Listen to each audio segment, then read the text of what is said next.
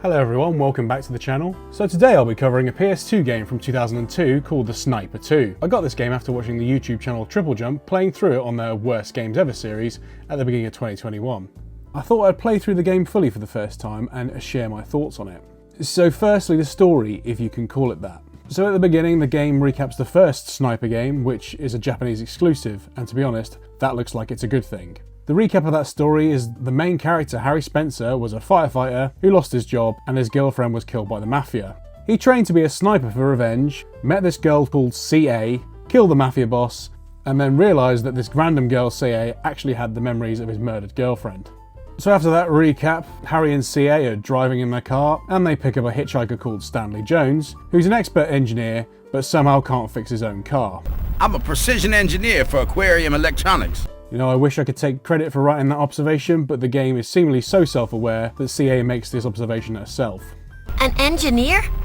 I would have thought an engineer could handle a little car trouble. Stanley Jones, who I'm almost certain is the voice actor of Carter from Project Eden, Sounds like we're here. I have no idea. Let's go investigate. takes them to a pretty dodgy looking diner where they meet a creepy looking guy who looks like a cross between every Final Fantasy and Metal Gear Solid villain rolled into one character. The group are attacked in the most hilariously awful combat scene known to mankind.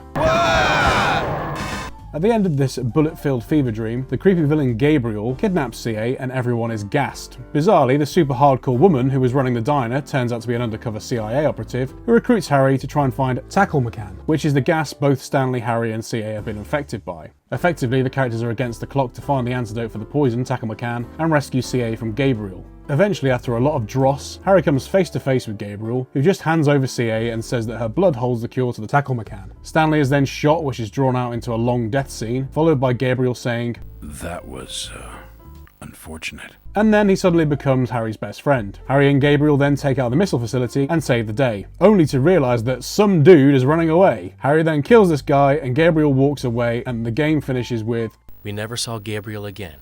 If that wasn't bizarre enough, the story is served up in an episodic way. The levels open with a cheesy 80s sitcom vibing intro, introducing all the characters and who plays them. After a few missions, the credits roll with a similar vibe to the ending from Finding Nemo. I think the idea here was to present an episodic vibe, where the player could feel like they were on a grand quest, almost like they were playing a TV series. Whilst this is a pretty innovative way to serve the story up, it's let down by the gameplay.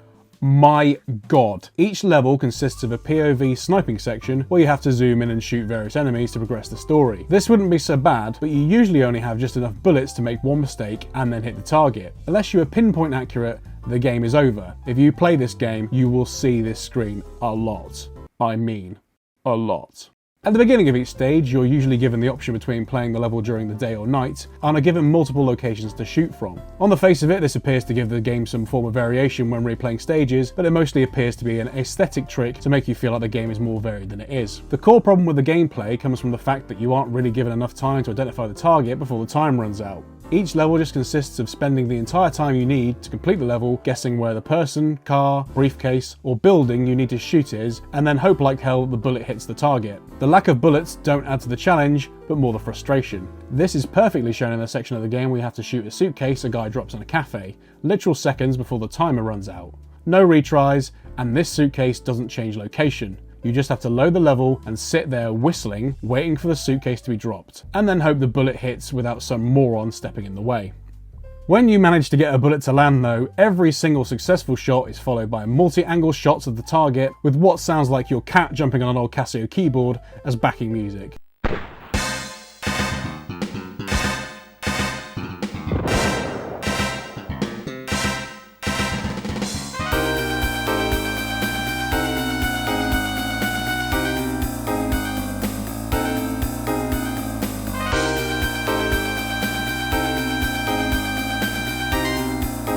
As you can see, the overall presentation of this game really isn't that good. It really feels more like a midlife PS1 game than an early PS2 title.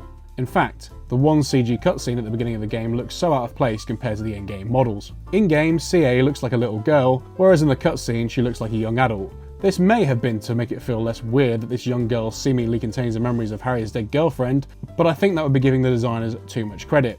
So to conclude, this game feels like a half-assed attempt at a Hideo Kojima story. I wouldn't even put this game into the so bad it's good category. Whilst the cutscenes are hilarious and genuinely had me roaring with laughter, the gameplay is just appalling and something I don't think I'd inflict on my worst enemy. With that, I think I'll leave you with clips of my own personal highlights of the game's cutscenes. Ooh, scary guy. He smells the same as I do. Don't call me boss. Survival of the fittest is said to be a law of nature. If so, does that mean that wars can also be considered to occur in accordance with the laws of nature? I don't know the answer. But I have faith in one thing, that a person can accurately guess the feelings of another.